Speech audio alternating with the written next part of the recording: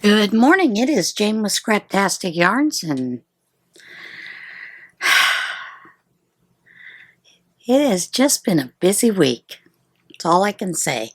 Seems like when I think I can get something done, something happens. I've had to go out and do something else. Yeah, it's crazy. Thank you for those of you that are returning to this channel. I really appreciate your friendship, and you know, we're going through ups and downs right now, but life too shall return to normal. I'm starting with the acquisition that I have. This is the last kit for the Annie's Kit Club, the Plumberry Afghan. And it has 2 skeins of mulberry and 1 of stone. And I'm on the final rounds of that. And I had some issues with it, and I will discuss that in a later video.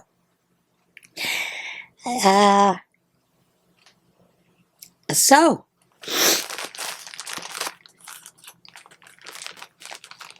what I find interesting is I went to go do the first round, and the first round says to use Lagoon. That's okay. I have plenty left over, so yeah, we'll get it done. Finished items. Far and few between, just because of the way the week has gone.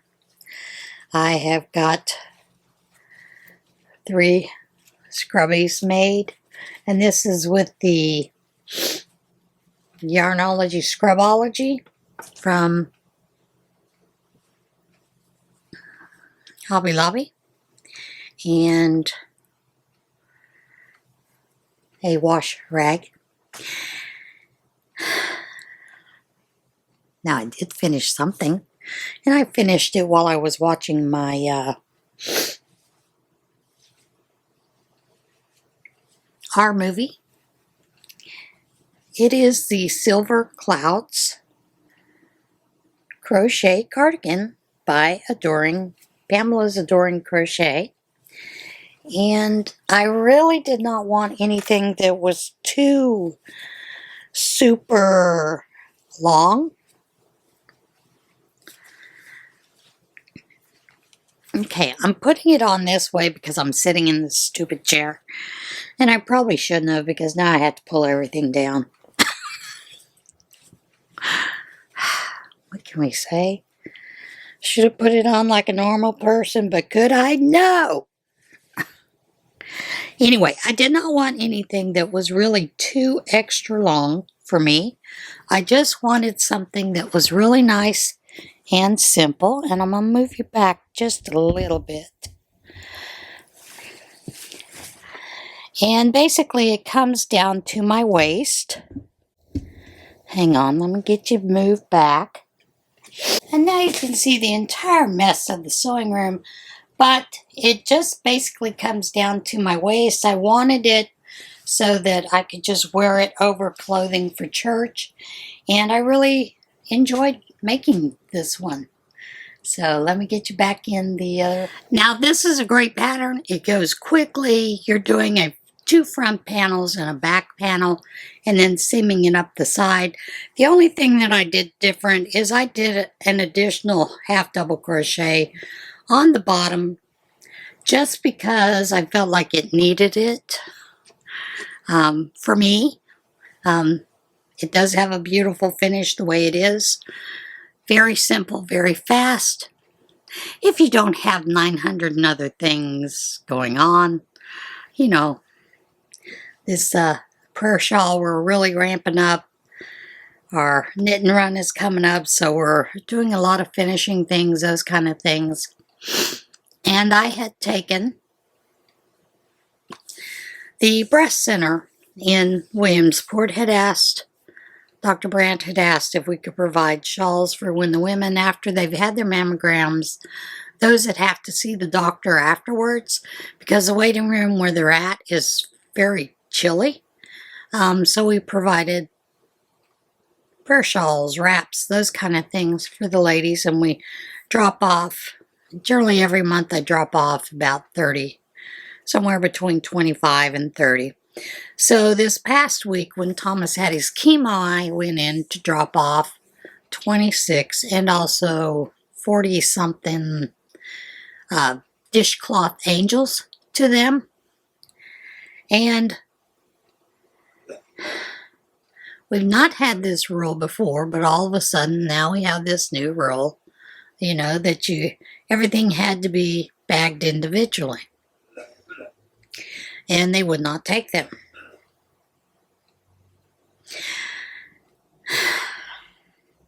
So, brought them back. I was fairly perturbed about that because that's an additional cost that the prayer shawl has to add when we have to purchase bags to put them in. And I can understand it, you know, their theory. So I called their foundation to talk with the lady there, and I had told her, I said, well, our knit and run is coming up, and normally we bring in things, comfort dolls for the emergency room, blah, blah, blah, and other things, you know, for all the other facilities. And we've never had to bag them individually. And she was telling me, well, a lot of people are just buying those little bags to put them in individually. And I had said to her, with the amount of items that come into us, that's not a feasible idea. In the past, you guys have been quarantining them for 2 weeks and then handing them out. Because I'll tell you, quite frankly, when I was talking with her, I said, I just watched the social worker there handing out do-rags. And she had it on the top of a copy paper box, laying all across, and she would take them around for people to take if they wanted one, and then she would rearrange them, touching them. And I said, and her hands aren't gloved, so, you know, it's not passed that way, COVID, and it can't live that long on the surface anyway. But, you know, their explanation was, well, if it was made by human hands, people breathed on it, and, you know, it might carry COVID. No, it doesn't. Science has proved it doesn't. But, you know, hey, you know, why would we expect a medical facility to follow science, right? So I was talking with her, and she said, well, you know, you can bring them into the foundation. It's right across from the chapel. Because I was telling her about the knit and run, and I said, can you handle that many things? And she said to me, well, it's only, what, 24, 26? I said, the bag I had the other day, but knit and run is going to have quite a few more items. They're probably going to pull the van up and bring about 6, 8 big, huge contractor bags full of items. Oh, well, I need to get with my team and talk to them. Now, I haven't gotten a call back from this lady yet. So we have predetermined. We also talked with Allison at the Geisinger Foundation in Danville. And she has said, oh yeah, bring them over here to the foundation. She goes, oh, I know how you bring them in. I told her, I said, well, you're going to get the glut of the items. Afghans, whatnot, not just for neonatal, you know, for this, that, and other.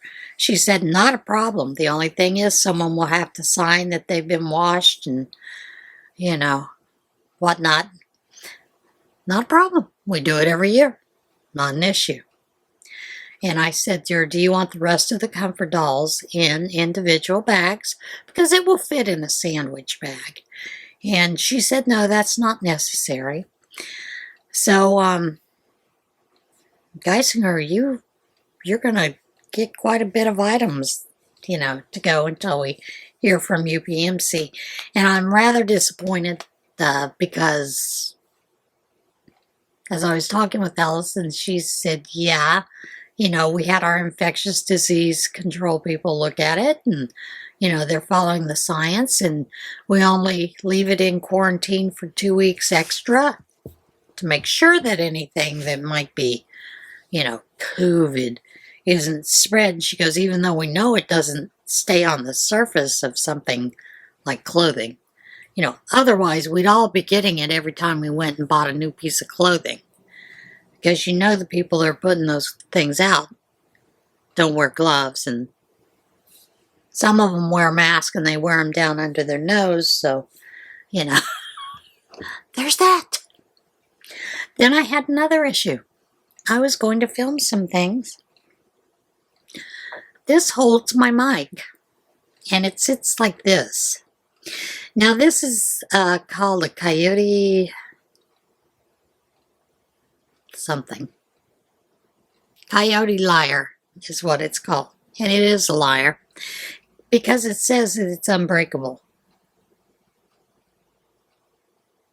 Maybe unbreakable, but if the screw falls out and you can't find the itty bitty screw, it is breakable. So I had to order another one, had to wait for that to come in. Of course, you know, I'm a Prime, Amazon Prime membership. And, you know, nowadays you say Prime, you don't get it the next day or the next 3 days. You may get it 6 weeks from now because, you know, Prime. So, there's that issue too. We have one more issue to talk about. Mailing costs have gone up because it's the season. I had gone in, someone had purchased a bag, and, you know, I was mailing it off. There's a lady behind me, and I hadn't left yet because I needed to get a box to send something off to someone priority mail. And she came in for one stamp. 58 cents. Folks, it's too expensive to send Christmas cards this year. I had planned on sending out probably about 150. That's too much expense. So, there are some people I will send out to, just because. But, don't send me Christmas cards this year. If you're going to send me a Christmas card, send it through one of the e-card services, you know. Do it that way. Because costs this year are just ridiculous. We are facing inflation, probably super inflation pretty soon here. Especially since, you know, they want to tax us all to death. So, please, don't send Christmas cards. Send them by email. You know, save yourself a dime. Or 6 of them. Okay? Just want to put that out there. That's it. Are you ready for a little what intonation? I know I am. Escaped sheep lead Texas officers on highway foot chase. Pair of sheep got loose from their pen in Texas and led animal care officers on a foot chase that at one point ended up on a busy highway. The City of San Antonio Animal Care Services said in a Facebook post that officers responded to multiple calls Sunday about 2 loose sheep grazing in a field next to the Texas 151 highway. The post said the sheep became spooked when the officers approached them and fled across to an access road. The officers were able to form human walls to guide the sheep away from the road, but the animals hopped over a nearby retaining wall and ended up on the highway. Did you know they could jump that high? San Antonio Police Department blocked westbound traffic on the highway to allow the animal care officers to guide the sheep out of the roadway. After a little more coaxing, our would-be shepherds corralled the sheep in our fenced courtyard. Animal Services said. The post said the sheep were reunited with their owners and were not showing any signs of injury or stress from their time on the loose. Samuel Adams. Latest potent beer is illegal in 15 states. Really? Beer? Illegal? I don't think Madonna's going to like that. The latest beer from Boston brewer Samuel Adams bears a price tag of $240 per bottle and bears another notable distinction. It's illegal in 15 states. Samuel Adams said the 12th version of the Utopias brand, which the brewery rolls out every 2 years, will roll out October the 11th at a price of $240 for the 25.4-ounce bottle. The beverage contains 28% alcohol by volume, more than five times the average strength of U.S. beers, making it illegal to sell in Alabama, Arkansas, Georgia, Idaho, Missouri, Mississippi, Montana, North Carolina, New Hampshire, Oklahoma, Oregon, South Carolina, Utah, Vermont, and West Virginia.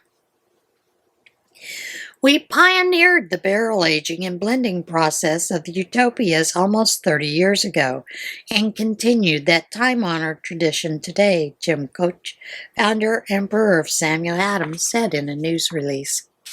Since the introduction of Utopias in 2002, brewers have explored uncharted territory with each brew, experimenting with different kinds of aging barrels, new flavors, and different blending techniques. The result is always special, spirited, and worth waiting for, he said. Samuel Adams, the official beer of the Inspiration 4 civilian tourism mission to space, said a Utopia bottle autographed by Coach and the mission's crew will be auctioned to benefit St. Jude's Children's Research Hospital.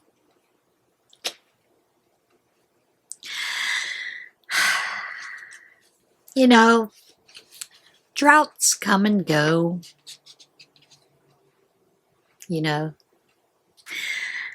But apparently in Utah, it brought a new discovery. Ghost town remnants emerged from drought-stricken Utah reservoir. Drought conditions in a Utah reservoir led to the revealing of an unusual piece of the state's history, the remnants of a ghost town. Utah State Park said Rockport Reservoir, situated in Rockport State Park in Summit County, has receded to 25% capacity, leading remnants of the town of Rockport to emerge from the water for the first time in years. It is really interesting to be standing at an overlook for the reservoir and to see faint traces of foundations of old homes and a road all below where the water would normally be, Devon Dewey, a Utah drone photographer who visited the reservoir, told KSL-TV. Dewey said the remnants of the former town are clear from an aerial point of view.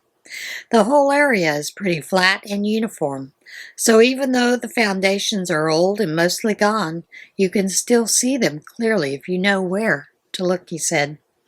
Using a drone to get a higher perspective helped to see where structures once stood over 70 years ago. Utah State Park said Rockport was settled in 1860 and never quite topped 200 residents before the area was abandoned in the early 1950s for the Wanship Dam project, which created the reservoir. Rockport's reservoir's low water levels led officials to close the boat ramp for the summer, and only small boats and personal watercraft are being allowed on the water. And it's rather interesting to see. Boston's skinny house sells for $1.25 million. Boston's skinny house, which according to legend was built during a family feud during the Civil War, has sold for $1.25 million. A soldier found out after returning home from the Civil War his brother had built a property on their inherited land from their deceased father, leaving him with only a tiny section of property. Local legend has it he built the skinny house, also nicknamed a spite house, to block sunlight from his brother's home. according to CBS Boston and the Washington Post.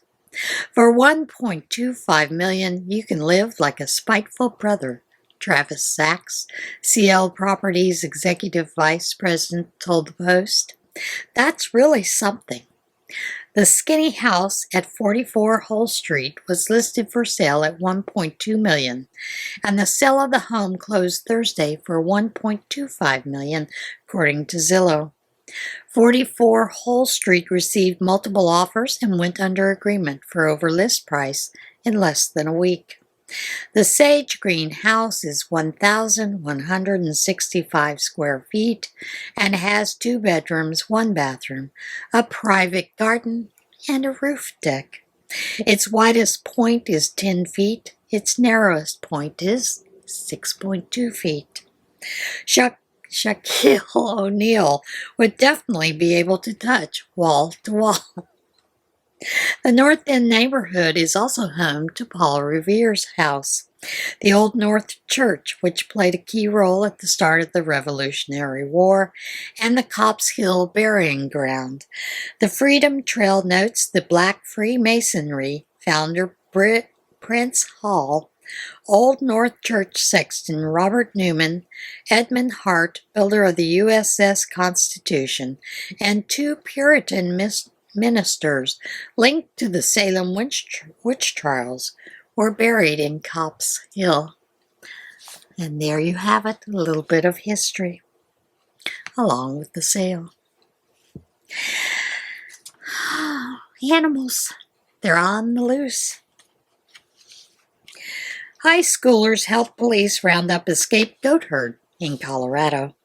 Police in Colorado said some helpful high schoolers came to the assistance of an animal protection officer when a herd of goats got loose from a city park.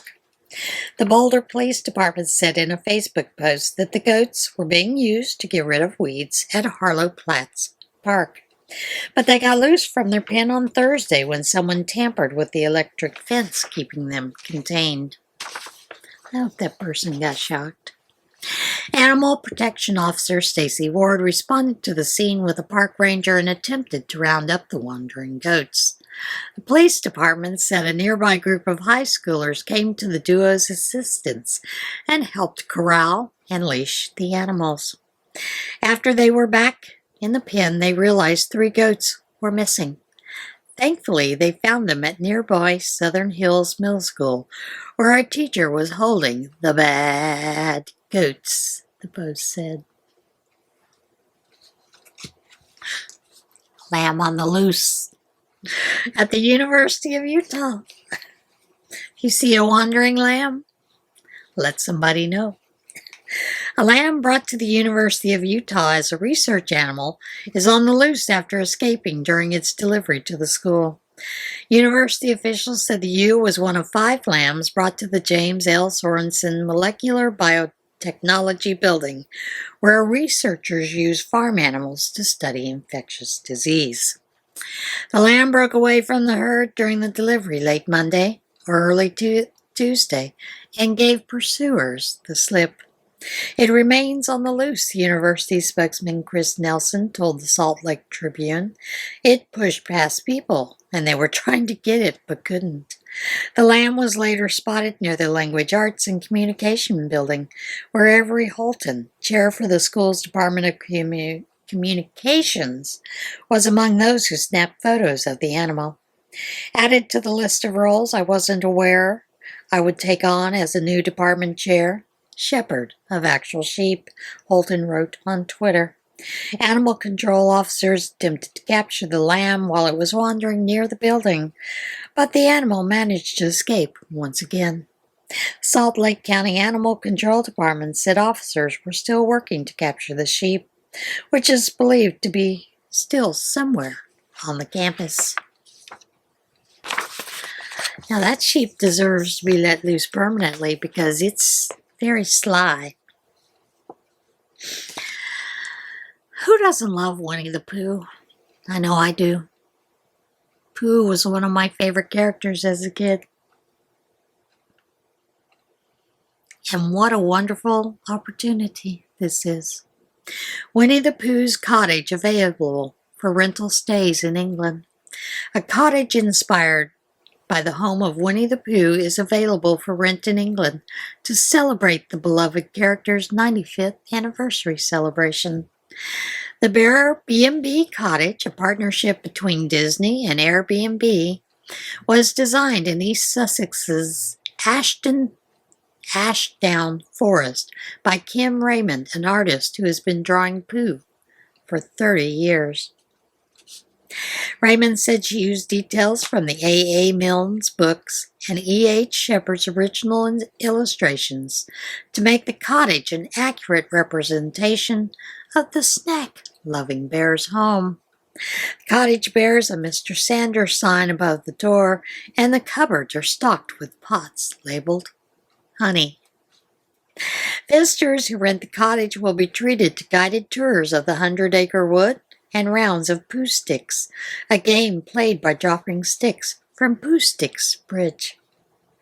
The cottage is stocked with yoga mats, journals, and throw blankets to encourage visitors to embrace their natural surroundings and live more like Pooh, who is famous for going at his own pace. The news release states, single night stays in the cottage will be offered for $130 starting Monday. Would you like to know some of the house rules? Here are the house rules. Strictly no heffalumps inside the house. Hands are to be kept out of the honey pots.